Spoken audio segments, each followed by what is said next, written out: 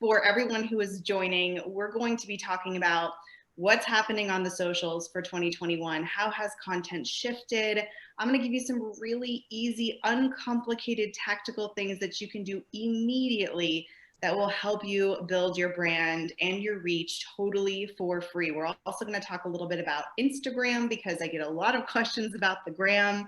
And of course, we're going to talk about content as well in the overall scheme of things. So with that, I'm going to go ahead and share my screen. This is being recorded, so if you happen to come in late or you have to leave a little bit early, reach out to your team and they'll be able to send it to you. Also, this is interactive, even though we can't see you and you can only see us. We'd love to hear from you. So if you have questions, go ahead and drop them in the chat or the Q&A, doesn't matter which one. I'll keep my eye out and I'll take some pauses throughout. And then if we have some time at the end, I'll make sure that we also have some Q&A. So with that, here we go. I'm going to share the screen. All righty, here we go. Do want to mention for anyone who's really specifically interested in content and what to post, I did make a book about that called What to Post, and you can find it on Amazon. It is a 250-page workbook. So while you can get it on the Kindle, it really is designed for you to write in. So I'd highly recommend the paper version. I also have a podcast if you like to listen while you're cleaning the house or driving to an appointment. You can find me where all fine podcasts are sold. It's called The Voice of Social Sales, and it's all tactical information specific to the real estate industry and building your brand with social media. And last but not least, I want to make sure that we are connected so that if you have questions, you can reach out to me at any time through the direct message. Unfortunately, I'm maxed out on people I can follow on Facebook, so Instagram is the best place to connect with me. I show up there every single day, and every week I am dropping really, really great trainings on content and social media and Instagram specifically. So connect with me on the gram. Okay, so before we get into content and what's shifting and what's changing and all the tactical tips, I want to talk about this idea of creating what are called meaningful interactions. I am a big believer in setting the foundation for your content success. Now, a lot of people want to get excited and jump into what do I post? How do I make a story? What hashtags do I use? But all of those things aren't going to work as well if you don't have the right foundation. So I'm a big believer in talking about the algorithms, basically the machine, and how does the machine work? Because I feel once you understand how the machine works and what it's looking for, if you can give it that, then you can work smarter and not harder.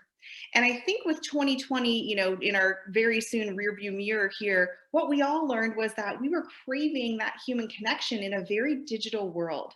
So this idea of creating meaningful interactions, that's a direct quote from Facebook. And this truly does apply to all of the socials, not just Facebook. It applies to Instagram, it applies to LinkedIn.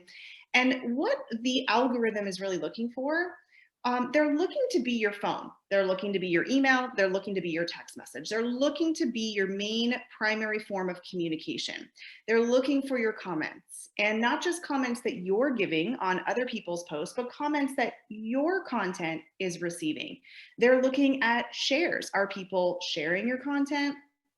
Are they saving your content? Are they sending it to someone else in a direct message? Speaking of direct messages, are you sending them? Are you sending voice messages? Are you checking in? Are you saying hello? Are you offering value? Those direct messages are a huge metric to the algorithm. They're looking to see, are you sending messages? How many? Are you responding to them, etc. And then last but not least is time spent reading and viewing content. And we could do an entire class in and of itself on that one bullet point. How do we increase engagement on our content? They are looking at, are people watching the first minute of your video? Are they reading through the entire post, etc.? So overall, I want to reduce your content stress. And I've been living by this motto for the last several years. So I want to put it up on the screen so that it's nice and bold and in the front of your mind as we go through these slides. Less contenting, more commenting. And first, let me say, I believe in making content. I wrote a book about making content. So I'm not suggesting that we never make content, that we never post. What I am suggesting is if you have not seen as much reach as you would like to with your content, if you're feeling stressed about having to make a post every day or every other day, I want you to take a step back and I want you to think about how you can build your brand with commenting, and how commenting and engaging with other people should be the number one focus we have within social media. This idea about proactively becoming the superfan. Now, superfan we've heard for years, and many times when I hear superfan, I'm hearing it in terms of we need to create content so that we can have superfans. Having a super fan is awesome. Of course, yes, we want raving fans and super fans. However, I think one of the best ways to create your super fans is to first become one yourself. So let's talk about that. What does a super fan mean for your brand? Well, basically what happens is your comments become the content. And in my opinion, the most important form of content that you can create, because you are going to build your brand. You're going to build awareness, top of mind awareness, and that is meaning you're going to have attention. And we all need to keep that top of mind brand awareness in a very busy environment that's happening on social media. And when you comment, and when you actually leave a thoughtful comment, not just a little heart emoji or a little reaction, what happens is a few things. Number one, that comment is going to send a notification to the poster or the content creator. So I'm actually going to see my phone and I'm going to see that notification. And most of us actually still look at those notifications. And I open it up and I see that your name and your profile picture is in my notification list. Top of mind brand awareness, totally for free.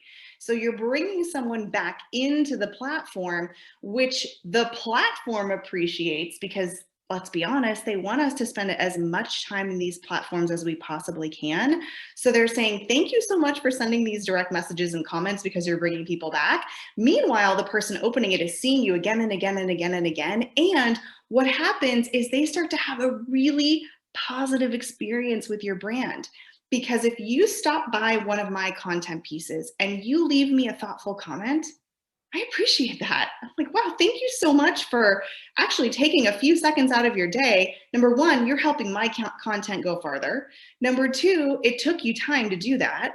And number three, if you leave something that lets them know you actually consumed some of their content, not just, hey, great post or great video. Maybe it's a 10-minute video. Maybe you don't watch the whole 10 minutes. Maybe just watch one of those minutes and send something that's very thoughtful and maybe even asking a question or continuing on the conversation.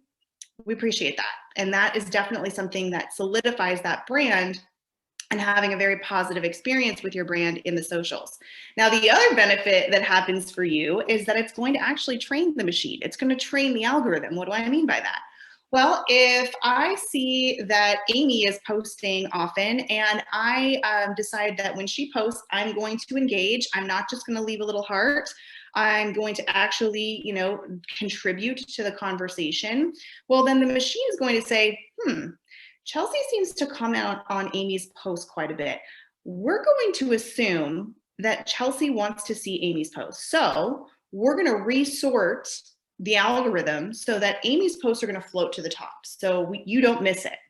Now, because Amy's a nice person and I'm creating a conversation, she's going to reply to my comments and my direct messages. And now the machine says, ooh, there's a two-way conversation happening here. Maybe Amy would like to see Chelsea's content too. So now it's going to make sure that you see them and they see you. Again, free top of mind brand awareness. Now, the other piece of this is everybody has basically a score. I call it a good community member score. It's not like there's a tangible number that you're actually able to see. I'm just imagining that each person who uses the socials gets this score.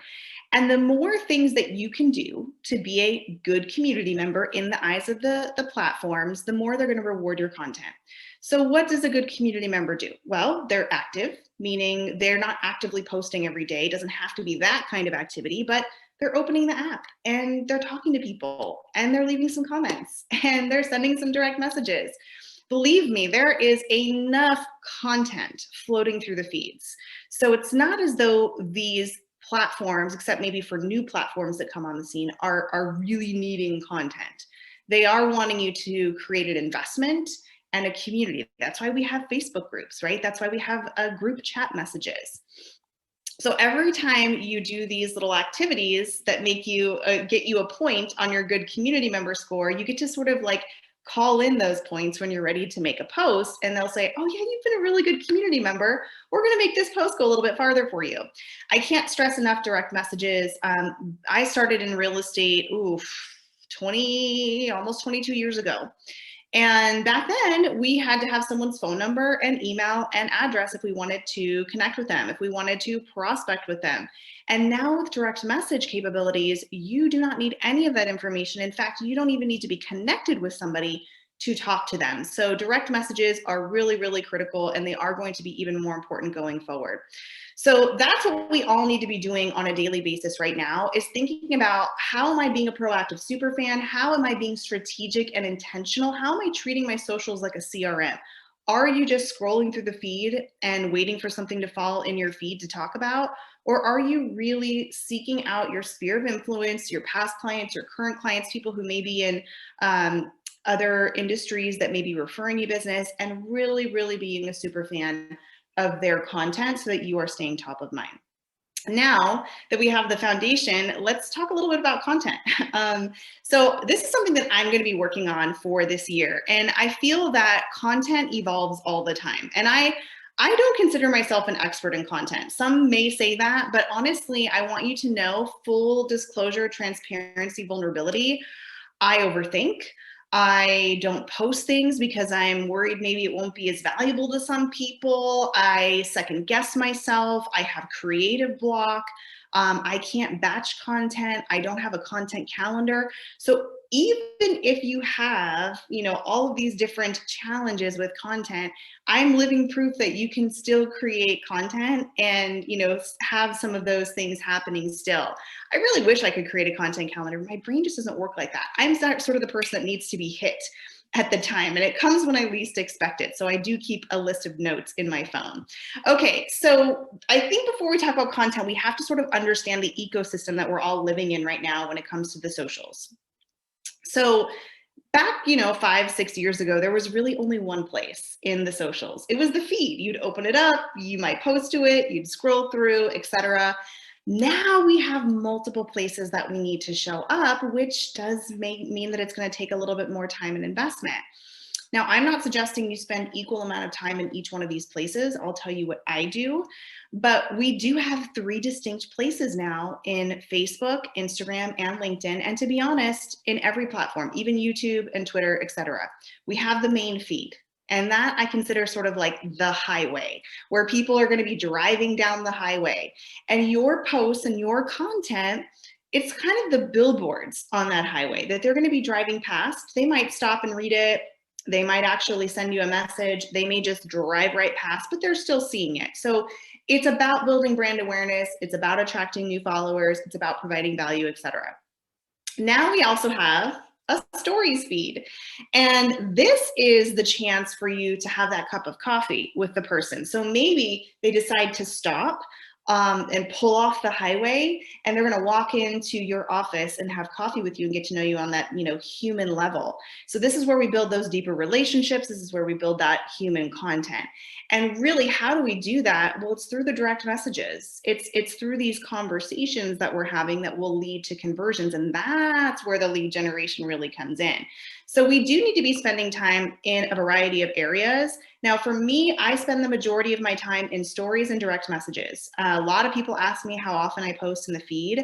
I don't have an exact schedule or requirement that every week it's 2 posts in Facebook, 2 posts in Instagram. I think I posted today in Facebook, and I haven't posted there probably in a couple of weeks, but I've been active. I've been super fanning, so that's still okay. On Instagram, I post stories daily, and I post maybe 1 to 3 times in the feed a week. And I might do one that's a regular feed post, one that's an IGTV, and one that's an Instagram reel. So it just depends on my mood and if I'm feeling creative or if I run out of time or whatever it might be. So these areas we need to focus on, not just one or the other. If you just focus on stories, then you limit your ability to grow and find new followers. If you're focusing just on feed and not stories, then you're limiting your ability for people to really connect with you, to accelerate that trust and that like, no trust factor. So with that, now that we've kind of covered these different areas that we're looking at in the socials, let's talk about the 5S strategy for 2021 content. I put these together just based on what I'm doing for my content. And so I hope that you find it really helpful. And also I like to have sort of a template to work from. So the first S here on our list is to create searchable content and searchable profiles. Again, I mentioned I'm a foundational person. So if you have amazing content and no one's finding it, it's kind of like putting up an epic video on YouTube, but nobody sees it.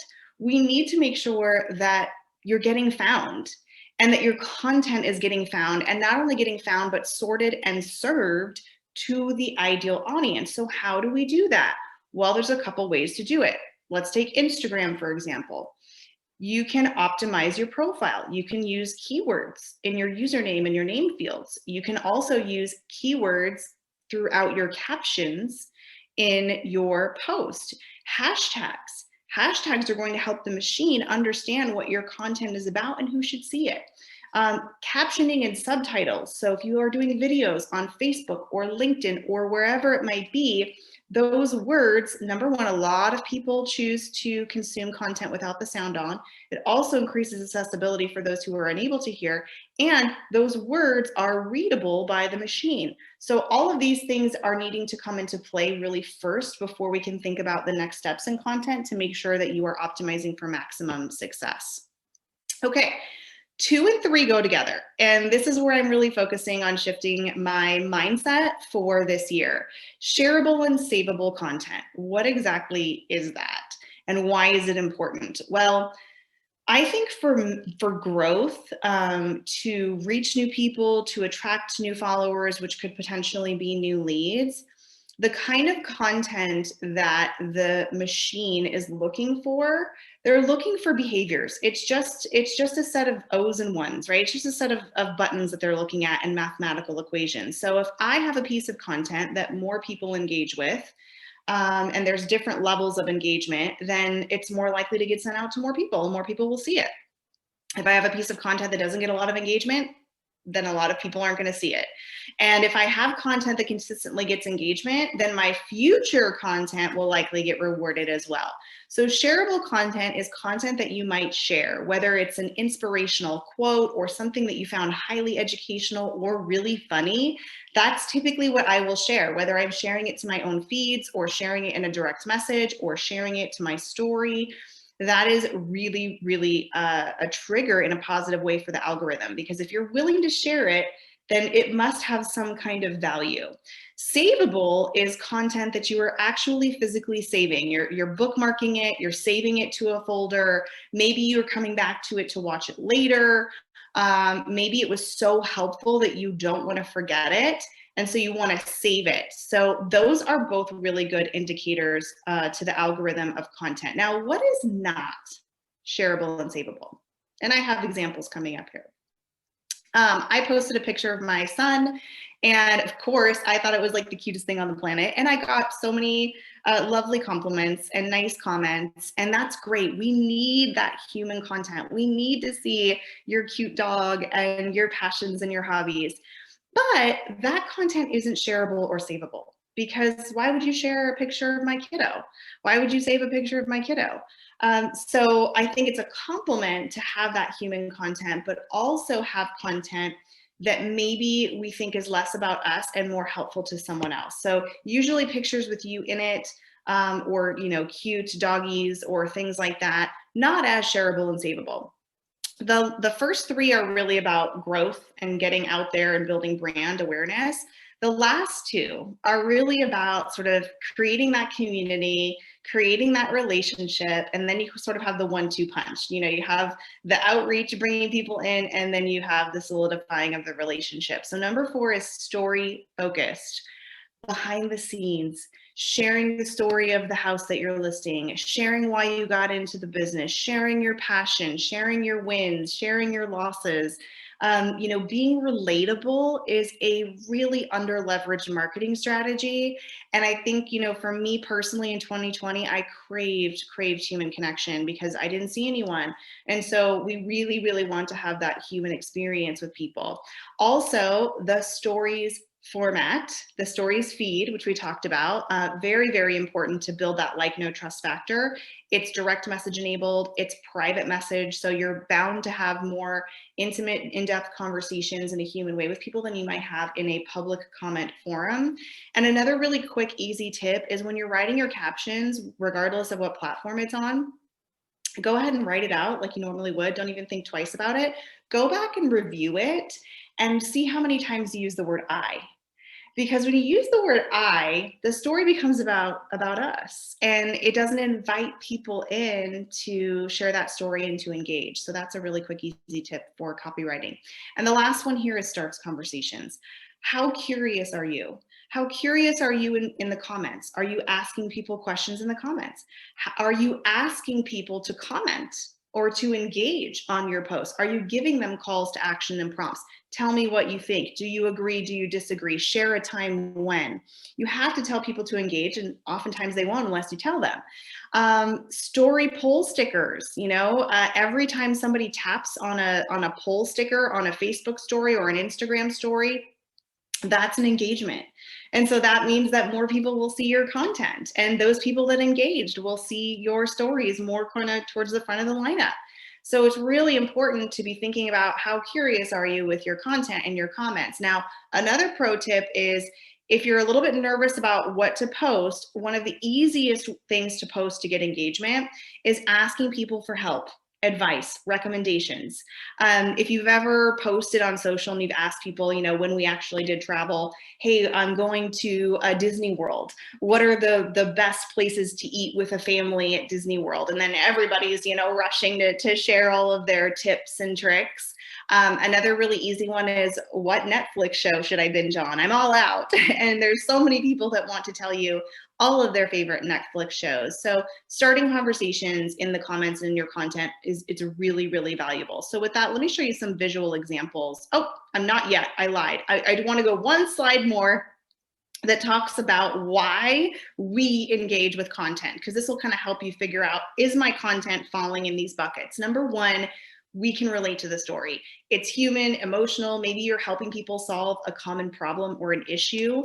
If you teach them something new with a tutorial, a hack, or you're answering a question, you're empowering them to become better or more informed or save time, save money, whatever it might be. If it entertained us, I always share things that make me laugh. And so entertaining content is, I think, a bit more challenging to create than educational, but if you can, it's definitely going to be a winner. Anything that might be an on-trend or popular topic, we have an entire app called TikTok that is basically a trend app where people are starting trends and memes, and that's becoming part of social culture. Controversy, not what you think, but like this or that. Are you team Miracle Whip or team mayo on your sandwich? Everybody has an opinion. I did one where it was kind of funny. Creamer for your coffee. Do you like the vanilla or do you like hazelnut? And there was a lot of people that always have, very strong opinions about one or the other. Things that are insightful or help you see things in a different way. This is my personal favorite. This is how I've built my content, is to help people take complex social media concepts and break it down into something that we can understand every day. Here's an example that I just posted to my story earlier this week. A lot of people ask me, do I need to have a pretty Instagram feed? Does all my content need to be the same, tones, and does it need to be aesthetic and all of the things? And I tell them, here's an example. Like many of us in 2020, you probably watched the home edit, and I got all involved in organizing everything. And so I did reorganize my pantry. And when I walk into my pantry, it makes my eyes so happy. I love it.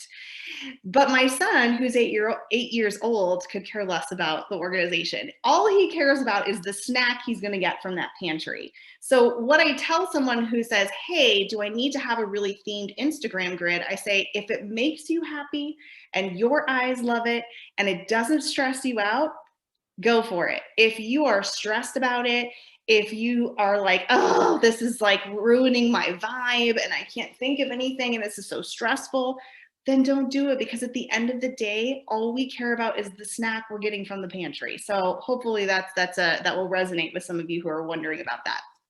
Okay, we share things that make us look credible or as a resource or funny or intelligent. We're sharing something that represents our brand. So sometimes what represents our brand is less about us and more about the person who's reading it.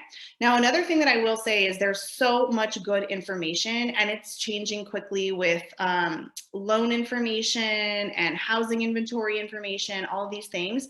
I would say if you're going to use charts or data, take it to the next step and not only show the data or talk about the data, but tell people in very clear, concise, simple ways, what does this mean for you as a homeowner? What does this mean for a first-time buyer? What does this mean if you're thinking about selling? Because data is one thing, but the power of building your brand as a credible resource is the ability to simply explain what it means for the other person, or to summarize. I do a lot of summaries too, where I take a lot of content and say, so here's what you really need to know, or here's what they're actually trying to say.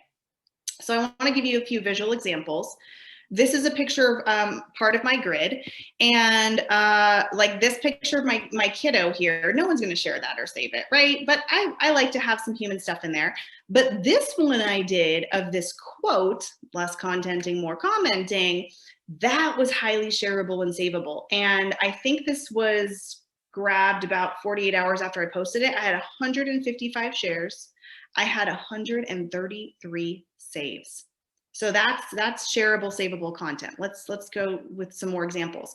My friend Kimberly posted this cute one about Zoom meetings. Well, who doesn't love cute little dogs and also relate to being on Zoom with video or without? Katie Lance, who I'm sure a lot of you know, she's a dear friend of mine. She has some really inspirational quotes that are really great for sharing.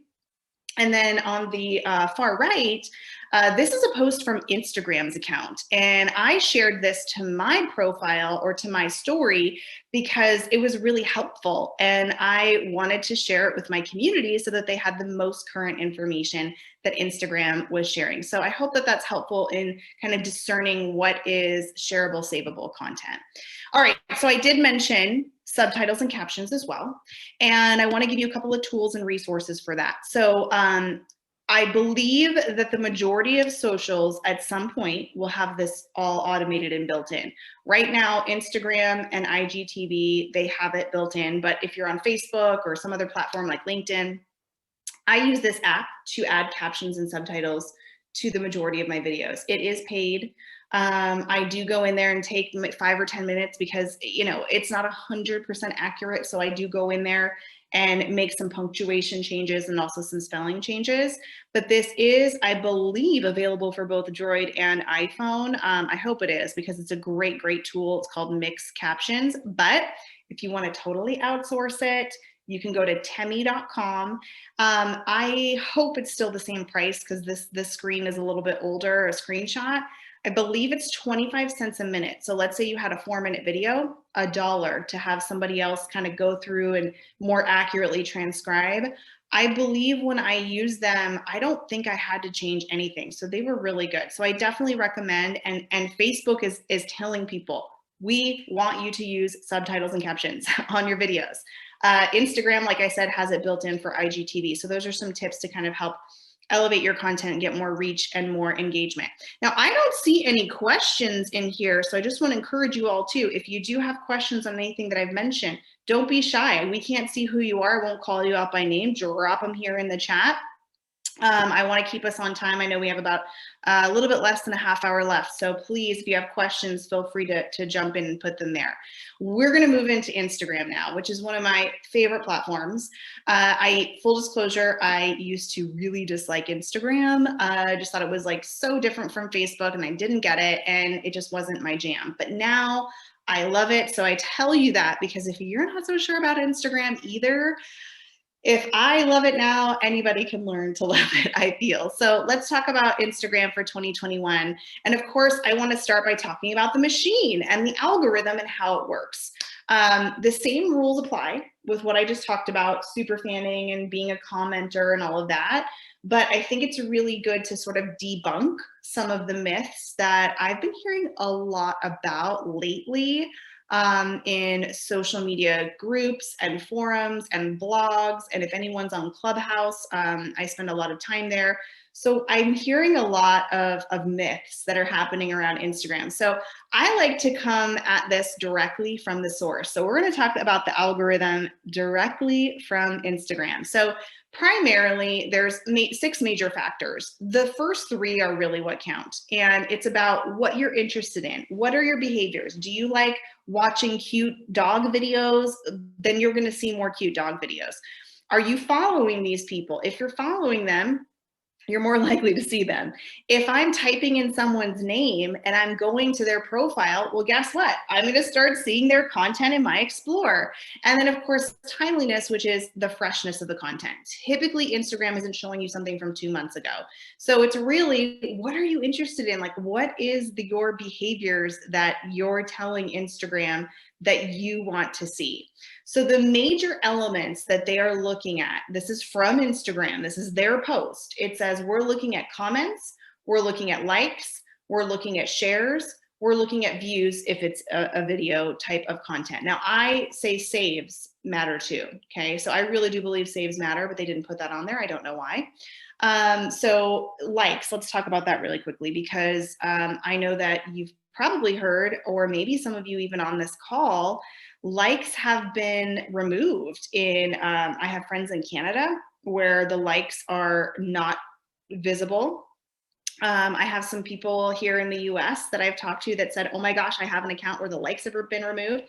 So that's an effort to encourage people to post content for the sake of posting content and providing value and not getting so wrapped up in that vanity metric of likes.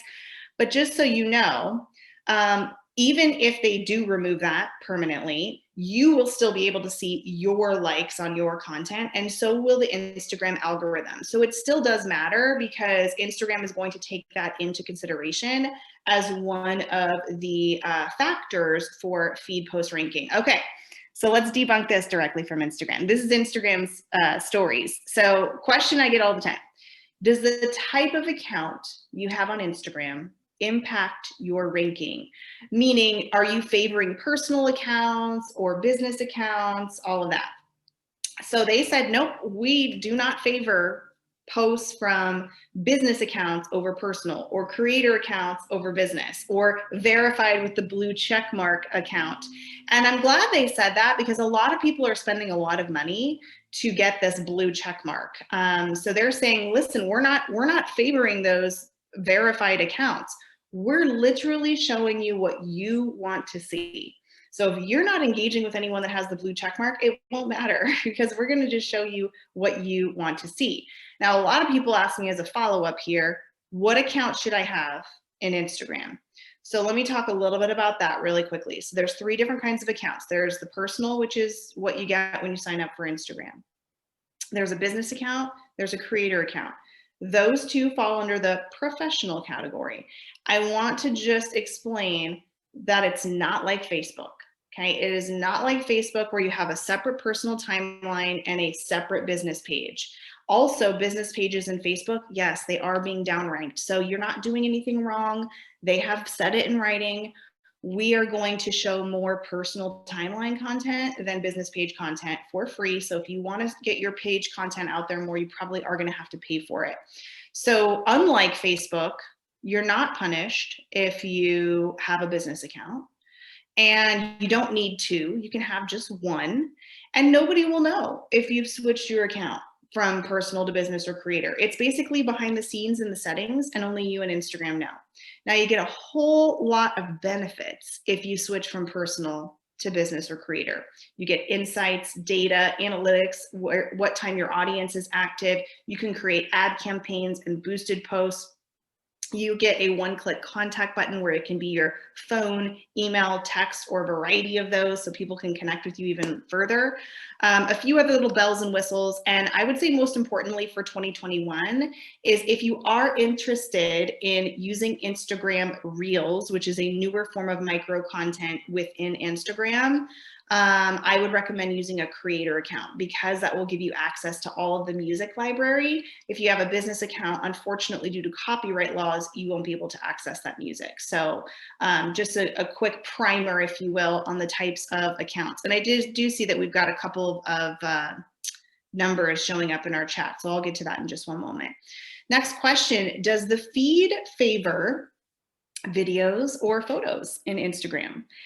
And again, it says we don't universally favor either one. It's really about, do you like watching videos? Do you like watching reels? Do you like looking at swipeable posts? They're going to show you more of what you like. So for me, I like to watch Instagram reels. So I'm starting to see a lot more of those in my feed. So whatever you're engaging with, that they're going to show you. Does Instagram want you to use video? It sure does. It wants you to make IGTV videos. It wants you to make Instagram reels. And by wants you to make, what I mean by that is they're going to give you a little bit of a reward if you're using those newer video content formats, because they're really trying to drive user adoption of that type of format at the moment. This one I get a lot. I've heard that Instagram doesn't count a comment unless it's a couple of words. So for example, if I leave like a heart eye emoji, it's not gonna help my algorithm or my reach. So according to them, they said that is not true. Now, I want to specify that when it comes to brand building, we don't want to leave just a little short emoji. If you really want to be top of mind, you want to connect with people, you want to build your brand, have those conversations. Let that person know that you are engaging, that you are adding to the conversation, that you are watching or consuming their content. So you're not going to be punished. Your content won't be punished if you get one emoji versus, you know, a paragraph comment. Let me just take a peek here into our Q&A because I don't want to go too far without this. Okay, so I have a lot more followers on my personal Instagram / Facebook than I do my real estate business profile. Should the goal be to grow the business or more effective to post content on my personal page? Well, this is a perfect timing because we just started talking about the different types of accounts. So if you have 2 accounts on Instagram, I'll do Instagram first and I'll come to Facebook. If you have a personal on Instagram and then you have like a business where it's like your real estate, you're not able to merge them, unfortunately. So you are kind of, going to have those 2 accounts, which is perfectly fine. You can have up to 5 accounts. Now, if you have 2 accounts, it is going to be double the work to grow them because you have double the accounts. I also will say that if your real estate account is only real estate, like only pictures of listings, only real estate content, and your personal brand, you're not humanizing it, it certainly won't grow as quickly or have as much engagement as the personal side. Because honestly, at the end of the day, we want to know and connect with the human being on the other side. And a lot of people are not coming to Instagram currently with the intent to find a realtor or find a house. They might find one or the other going through it or, by coming across content, but they still go to Google and other websites for that. So that's why it's not going to possibly resonate as much as like a human being's account, if that makes sense. So if you have one account and you have a personal account, I would switch it to either business or creator. And if you've got the 2 accounts, then I would just say continue on as you've been doing and just try to make sure that you're infusing some of that human content, your face, you're showing up in the videos, you're writing like you speak, you're using emojis, you kind of have all these little ways to become a little bit more human. Now for Facebook, unfortunately, we're kind of stuck having both a personal and a business page because Facebook wants people to have business pages and they want people to talk about business on the business pages and not on their personal. I will tell you that no matter what, well, I shouldn't say no matter what, there's always exceptions. The majority of the time, you're always going to get more reach and engagement initiating content from your personal profile than you will on your business page. And that's due to the algorithm. They ran out of room. They don't have enough room for all the content. So they had to pick something to downrank, and they picked business pages. So I would recommend that you stay consistent with your business page. I would recommend that you think about a small budget to, boost some posts or make some ads if you really want to guarantee that that post you're making on your business page is going to get into the feeds of the people that you want it to be seen by. So hopefully that answered your question and that's helpful. Let me look in the Q&A here.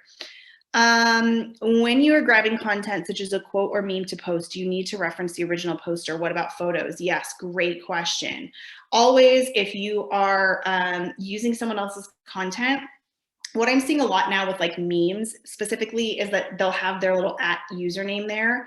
So it's for that reason, because they want to make sure that if it's shared, then they're going to be able to see the original source. Now, if it's something that maybe you've screenshotted and you've cropped it and it's just the quote, always recommend giving credit where credit is due.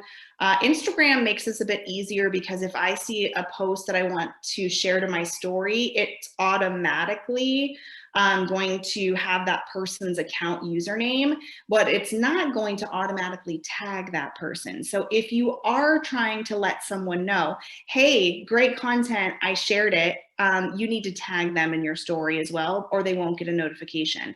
So yes, as far as a good resource for copyright-free images, Pexels.com, P-E-X-E-L-S, Pexels.com. Pixabay, P-I-X-A-B-A-Y is also another one. You could Google copyright-free images. They're not amazing, but they're maybe like one step better than some stock images, and you don't have to pay for them, and it is, copyright free. Are there occurrences where you could still get in trouble? Yes. But generally speaking, if you've tried and you can confirm that, it should be totally fine. I think I saw another question pop up in here. Yes, yeah, you should always use credit when you're doing that. And I'm not talking about listing photos. That's even more serious. Yeah, if you're ever using someone's listing photos, and I even take it to the other levels of, you need to know in your area when you're going live. It's best practice to say which brokerage you're with. You also should be aware of your cover photos on LinkedIn and your banners. Are you following all the appropriate rules for having your brokerage name and all of the things that are required? So definitely want to encourage that. I even tell people, because I see a lot of people doing stories and such from, not as much anymore since we haven't really been out and about, but like open houses or other people's listings, it's always a good idea to get approval in writing from people before you go posting people's listings and in your stories or anything like that. Okay, so I think we have one more question in here. Nope, that's answered. So I don't know. I think I cleared that off. Okay, perfect. All right, let's continue on. The next one is, I've heard that the algorithm ranks posts higher that get a lot of engagement in right away in the first 30 minutes, meaning if I don't get engagement on my post right away, is it just gonna die out? Is it a waste of time? Absolutely not. In fact, Instagram has said that they're serving content to people who want to see your content or engage. So it's kind of like a broken record. It's going to make sure that it gets out there, because if people have engaged previously, then they're going to show it to that audience. Have I personally noticed that if I get comments right away, it seems to get a bit of a boost? I would say for Instagram Reels, I've noticed that. I can't say that I can definitively say that's happening in my feed. So I would say, definitely important to always reply to every comment. We don't want to leave a comment behind, basically, because you want to have that social media etiquette and create that relationship and that algorithm as well. Okay. We're just going to go through these myths here, and please, we do have 15 more minutes. So if you have more questions, drop them in the chat. Couple of additional algorithm myths. Story views going down. People have been asking about story views going down. Well, I think that a lot of that could be, number one, fake accounts. There's a lot of fake accounts and bots that are actually, yes, watching stories and commenting and DMing people. And the good news is that Instagram occasionally will do like big sweeps of these bots. And that's a good thing, right? Because we don't want fake engagement. And when they do that, oftentimes you'll see views go down. Also Instagram Reels, which is new, and they are pushing those out as much as possible. And there's just only so many things that you can have an attention span for. So my assumption is that, some people are spending more time in Reels. I know I am. And where would I have spent that time before? I would have spent it in the stories. Editing your post after you post it will negatively impact your reach. Let's say you make a post and you totally messed up on like a spelling error or something, or you forgot to put in a line or whatever it may be. Some people are really nervous to go back and edit because there was, I think, quite a few blog posts at one point that were like, don't screw with the algorithm after you posted it.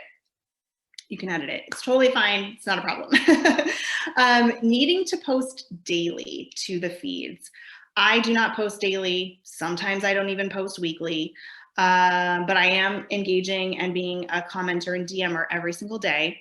But like I said, the algorithm, they're really looking at like the overall of your behavior. They're not looking at one thing. It's kind of like, I don't know, working out. If I'm not maybe eating as healthy as I would like, then I might not have the same results if I was, just working out. But overall, if I'm eating healthy and I'm, getting some exercise, then that might make a better overall result. But you don't need to post daily. You don't need to post multiple times a day. If you want to and you are getting good engagement, I would say stick with it. If you are and you're feeling as though that you had to, or that you have to checklist off something, or it's feeling very stressful, or you're not getting that good of engagement, I would say pull back and do the super fan effect for a couple of weeks, and then start posting maybe once a week. It's all about sustainability as well. It's not about, oh my gosh, I'm so excited, I'm going to make 3 posts a week. Can you continue to make 3 posts a week for 3 years? Because we want to be consistent is sustainable. Okay. Third-party scheduling tools negatively impact your reach. Not true. I want to talk about a couple of things that may be happening, though, if you are using a third-party scheduler. Number one, I always tell people you may not know about a free system that's made by Facebook and Instagram called Facebook Creator Studio. It's also Instagram Creator Studio. So if you just Google those things, you'll find the website, and you sign in with your regular Facebook and you sign in with your regular Instagram. And if you have a Facebook business page or pages, and you have an Instagram business or creator account, you can schedule out all of your posts. You can schedule out all of your IGTV videos. You can look at all of your insights, your data. There's a dashboard right there. You are going to be able to schedule out your stories at some point. And there's a few other things that you can do there, like bulk uploading videos and edits and all that. So they're making these free tools better and better and better. But if you are using, say, a third-party system that you're paying, and it's, doing postings for you, I find what happens often is that we forget to go in and still be present and engaged and human and talk to people. So if it's a set it and forget it mindset, then it probably won't yield the results that you were hoping for. And I think sometimes that's where people say, oh, I'm using this third-party system and it's punishing me because I'm not getting the engagement, or I'm not getting any conversations. We still have to be present there. And even if we have something that's helping us with, efficiency and, automation. Speaking of automation, automated messages are a good idea. I think in Instagram, I think if you have a Facebook business page and you have sort of that simple little automated message that pops up and said, we're away, can we answer any questions? I think that's perfectly fine. When we get into over automation, I've seen some messages that are set up in Instagram where it's very salesy, thanks for reaching out. We're in the business of X, Y, and Z. We can help you with this.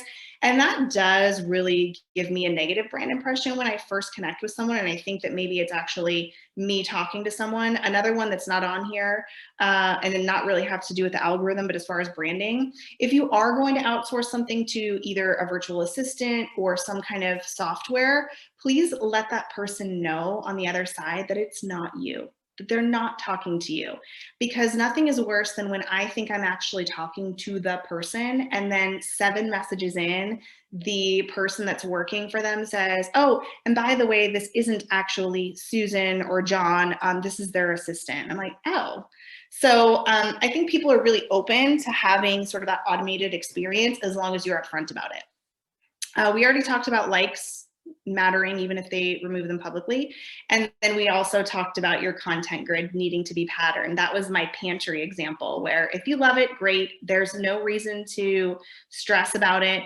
The only time someone's actually going to see all of your content in one place on Instagram is typically the first time they come to your profile. Once they follow you, they're probably not going to go back to your profile. They're just going to wait for your posts to fall into their feed. So they're not going to see them all together, if that makes sense. So with that, let's dive into some Q&A because we've got a few more minutes left here. Do you suggest going live on Facebook for Realtor Open House? Okay, so Facebook Live is amazing. Facebook loves Facebook Live, and it definitely is a really great way, especially in a pretty digital virtual world, if people aren't able to get out to somewhere to be able to see that property. What I would recommend is if you are going to go live and you're moving, either you're panning or even if you're not going live, maybe you're just doing a video, really, really important to be thinking about how fast are you moving, because we don't want people to get seasick. And we want to think about also maybe if you've got like just a simple tripod, you don't need anything expensive. I have like a $5 tripod. So think about those things. I also would recommend, and this is coming directly from Facebook when I talk to them about Facebook Lives and real estate open houses, they are recommending sometimes that you create an event for it so people can get a reminder, that you talk about the fact that you are going to be doing this open house, to kind of drum up some more engagement. And remember that sometimes I find on Facebook Lives that I don't get as many live viewers on Facebook as I do on Instagram. And I think it's because of the way that they place the lives. So on Facebook, you do get a notification that goes out to people that are following you, which is awesome. But they'd have to click on it and go to it. Whereas on Instagram, they do send out those notifications, and they also make sure they move your little live circle to the very front of the lineup so that when someone opens up their home feed, they're going to see it. So yeah, I think that's definitely a good idea to do that. Okie dokie, let's go in here. Do you see TikTok being of value to a real estate professional? And then do you recommend using Hootsuite to plan posts? Okay, so there's nothing algorithmically negatively impacting if you're using like a third-party system like Hootsuite, especially if you have somebody on your team that might be able to help you with that. So there's nothing that is going to hurt your algorithm. What I will say is, like I said, that mentality of like, oh, I'm loading up 30 posts and I'm never gonna go in there and that's gonna be it. I still think it needs to be complemented by people seeing you in the feed and hearing from you, whether it's DMs, your stories. So there's nothing wrong with using a third-party scheduler. Now, I will say, Instagram specifically, if you are using the creator account in Instagram, that will pose a problem for third-party schedulers, because at this time, they require a business account to do posting and to have the API connecting to Instagram. So that is something to be thinking about if you are currently using a business account and you're thinking about switching over to creator. There is a solution. You can use Instagram Creator Studio. You can use either business or creator account for that. The other question about TikTok. I have a friend of mine. Her name is Amy Cotney, Cotney. She has, I think, around 600,000 followers on TikTok, and she is a real estate agent, and she said 100% of her business from 2020 came from social media. So absolutely any platform. It really doesn't matter what platform it is. When I was really big into Snapchat, so many people said, why are you wasting your time? You can't build a brand there. It's all kids. There's no content that sticks around. How are you going to create business from it? And I did, because that was my major focus. So whatever platform you're focused on, you absolutely can build brand and, you know, leadership and connect with people. And what I will say about TikTok specifically is that even if you don't use it or want to use it, what's so interesting, because my background is in psychology and I like to study behavior training and product psychology and how these apps that we use, you know, get us, you know, hooked on them. What's interesting is it's kind of like Uber. If you remember when Uber came out a number of years ago, I mean, I remember when it came out and I said, oh, I will never get into some random person's car and give them my home address. But now you know, I'm not traveling anywhere, but if I was, I used Uber, and I have, like, there's Uber Eats and all the things. So what happened is it became normalized. And so I think that's an important thing to remember, because TikTok is going to influence Facebook. It's already influenced Instagram. That's why we have Instagram Reels. And then what happens over time is we start to get used to that kind of content. We start to get used to the format. It's very short. It's got music. It's maybe a little bit more entertaining. It has more edits. We get used to it. So it starts to become normalized in our minds. So all of that to say, regardless if you use TikTok or not, it's going to morph into the other platforms, just like Stories did.